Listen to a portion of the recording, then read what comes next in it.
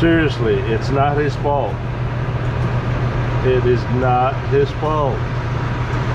Everybody knows that. It's not his fault. Come on. It's not his fault. It is not his fault. Oh boy. Zip it, zip it, zip it. Hey everybody, John Be Good here. Hello, hello, hello. Okay, this video is kind of a short recap and update to what's been happening for a couple of days. I got loaded in Dallas or Fort Worth, and again, none of the audio was recorded, but nevertheless, I got loaded. I drove all the way to somewhere in Arkansas, and by the time I got to Dixon. Yeah, when I went to no, I can't remember. Somewhere near New Staten, Tennessee. Jackson, Tennessee. That's it. When I got to Jackson, Tennessee, mile marker 71, my drive tire on the passenger side, front, outside drive, blew up. And I got to pull over right away. Mile marker 71. In fact, I just passed the TA truck stop. Maybe 5 miles behind me. Then the tire blew up. Okay, for those of you who have been saying, why couldn't I drive the truck to the next exit? Here's what happened. The tire was a recap tire, I think. Not sure, but when the tire blew, half of the ply blew off and half of it remained. So each revolution, it acted like a hammer. Plop, plop, plop, plop, plop, plop, plop, plop. Imagine doing that at 70 miles an hour. So each time the tire fly was banging against fenders. In fact, I even lost a mud flap in front of the drive tires. It's gone. That's the reason why I could not drive anymore. I didn't want to wreck the truck. Okay, so I called road service. Love's Truck Stop was the closest one. Actually, the TA was the closest one. The TA said that their waiting time is about 7 hours. The Love's Truck Stop in Jackson said 3 hours. So I said, well, what are you gonna do? So I waited and waited. And about an hour later, I got tired and waiting. And I looked around, I started thinking, maybe I could take off the tire by myself. And I have a dish soap. I have a, dish brush, the brush that you use for washing dishes. So I kind of put dish soap on the brush and just went around and around the rim like they do at the tire shop, right?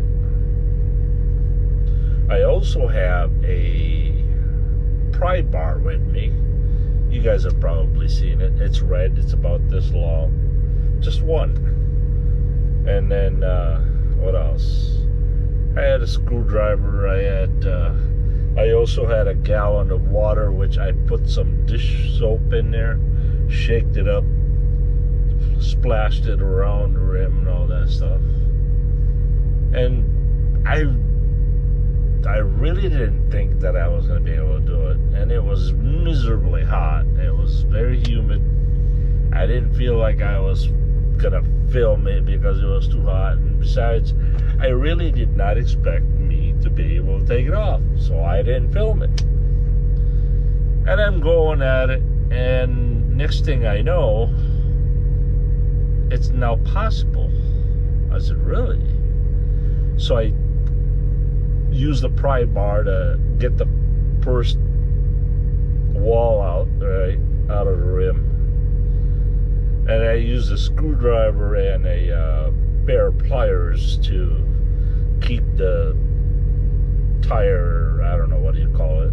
What's that tire that goes into the rim? I don't know what that's called. But it's pretty solid, you know, solid rubber. So anyway, I keep at it, inch by inch by inch and inch. And suddenly it came out. Now I still have one more to go. So I'm doing it again, putting more soapy water on there. Boy, at this time I was sweating like a pig. I mean, I was just drenched in sweat. And I kept at it. And finally I got the whole tire off the rim. And I'm thinking, I could drive this truck to the next truck stop, which was only, I don't know, 16 miles away, I think it was. It wasn't that long. And I don't have a loaded, heavy loaded truck. I only had like 29,000 on the drives. So surely one tire can handle the load. So I drive to the Love's truck stop, right? By the time I turn into their driveway, wouldn't you know it, the road service calls. Hey, where are you? I said, oh no. Because the boss told me to go to the truck stop and make sure to cancel the road service. And it was a lady tire person, tire man. Anyway, I get to the Love shop, and they were gonna put me behind everybody, which was another 5 hours. I said, dude, why not just charge? You're gonna charge me for the road service anyway. And it was kind of funny because they refused to use the road service in their parking lot. I guess they had, maybe it's a policy that they can't use their road service truck to change a tire in their parking lot. I don't know. I even offered, okay, how about I go on the on-ramp and fix it there. And she said, well, I'll have to call the manager. So I got to the front desk, right, the service desk, and they're willing to waive off this road service call, providing I go behind the line, or they're gonna charge me for road service and they will put me in line. I said, I'd rather do that. So I called the boss. I said, this is what's going on. They're gonna charge me road service if I go ahead of everybody's line. And the boss says, yeah, we're short on time, so go ahead. So they got it all on it.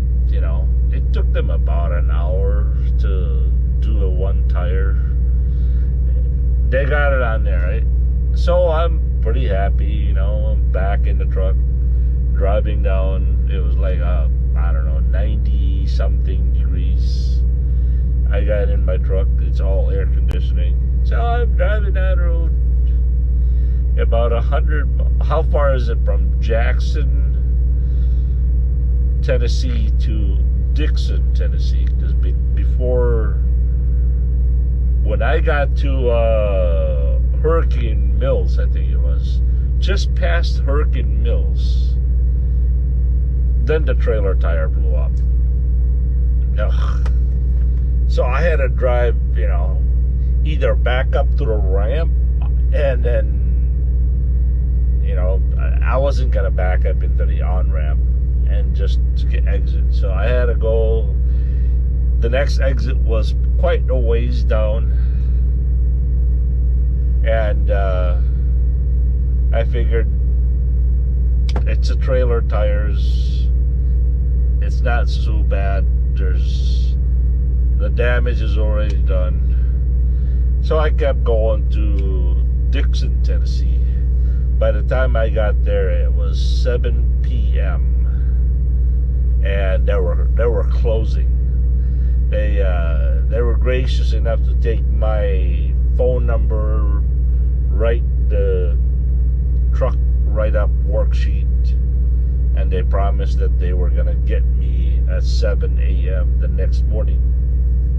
So that was basically what was the whole deal yesterday. It turned out to be a little bit of a mini vacation. I got to enjoy flying the drone at the truck stop. So waited until the next morning. Sure enough, they got me the first one in.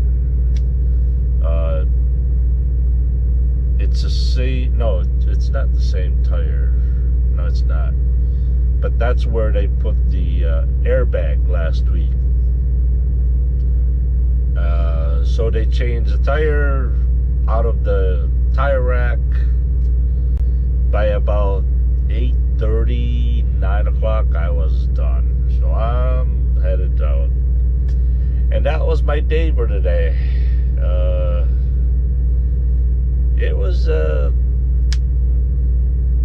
I said, I kind of enjoyed, not doing anything yesterday.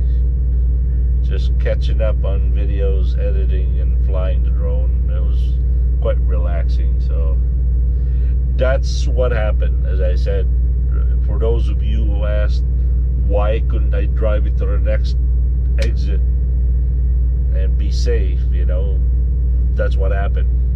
Because there was about this long of a ply on the tire that each time the tire turns, that would just bug, bug, bug, bug, bug. And it was just banging on the fenders, on the fiberglass.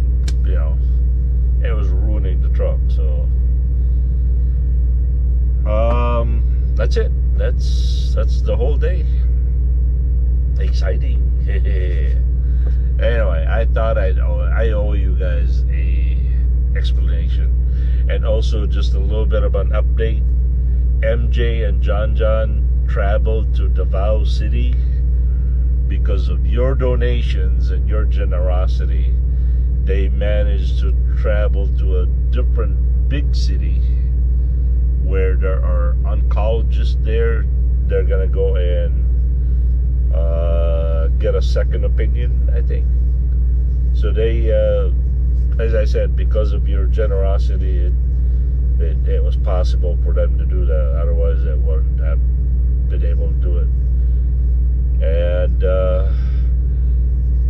it grand totaled to about 57,000 pesos, which is about $1,100.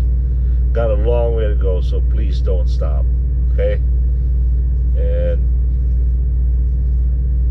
it's not too late.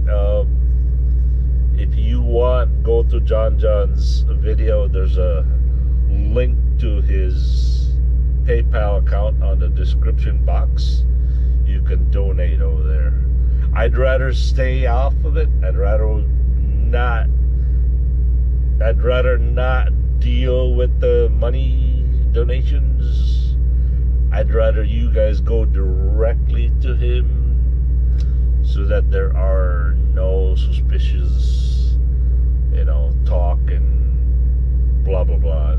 So you know how people are. People talk. So I'd rather avoid the negative comments and say, just go directly to his channel. There's just a link to his PayPal account on the description box of each and every one of his videos. And while you're there, subscribe to their channel. You can do a lot for them. So, all right, thank you.